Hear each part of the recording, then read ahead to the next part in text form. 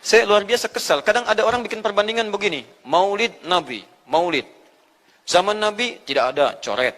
Zaman sahabat tidak ada, coret. Zaman tabi'in tidak ada, coret. Zaman ini ada, oh. Lalu diserupakan yang ikut-ikut ke sini. Antum kalau mengamalkan hukum seperti ini fatal. Zakat pakai beras. Zaman Nabi coret. Zaman sahabat coret. Ya, zaman tabi'in coret.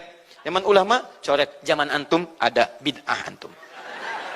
Katanya antum itu bid'ah. Saya luar biasa kesal. Kadang ada orang yang bikin perbandingan begini. Maulid Nabi.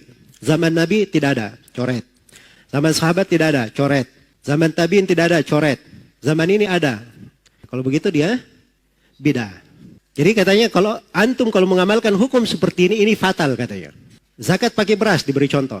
Zaman Nabi coret. Zaman sahabat coret. Zaman tabi coret. Zaman ulama coret.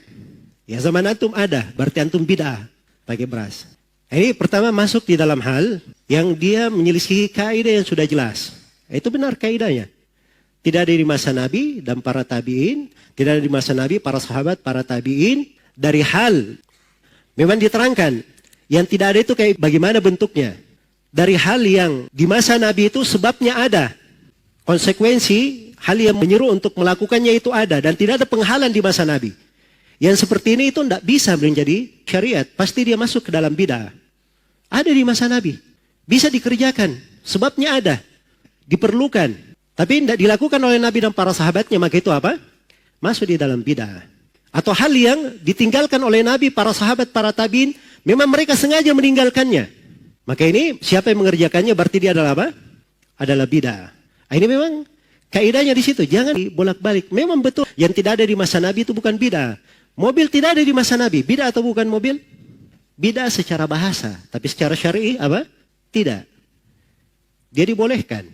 Ya, jangan masuk dalam pembahasan itu. Fokus. Katanya fokus. Ini keluar pembahasan. Terus memberi contoh beras. Ini saya nggak tahu zakat apa yang diinginkan. Kalau diinginkan zakat adalah zakat hasil bumi, maka beras masuk di dalam keumuman ayat. Wa atu haqqahu yawma hasadi. Kalau dia inginkan dengan zakat adalah zakat fitri, maka beras masuk di dalam keumuman hadits sa'an min ta'am. Satu sok dari makanan. Bukan gandum, bukan bur, bukan ini. Tapi makanan. Makanan, beras masuk makanan atau bukan? Makanan. Berarti ada dalilnya dari Al-Quran dan hadits.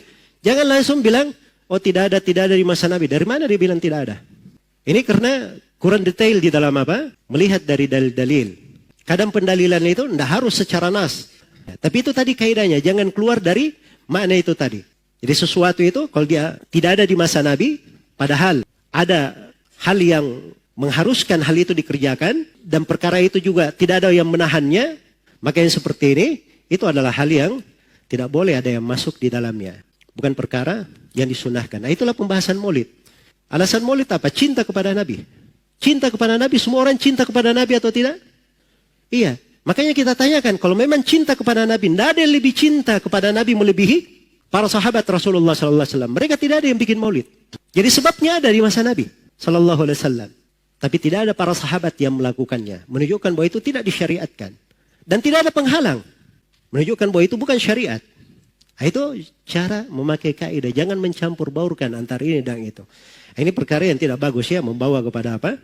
Pembahasan-pembahasan yang sudah dikaji secara ilmiah oleh para ulama. Di ilmu usul fikih itu pendalilan itu ada sumbernya.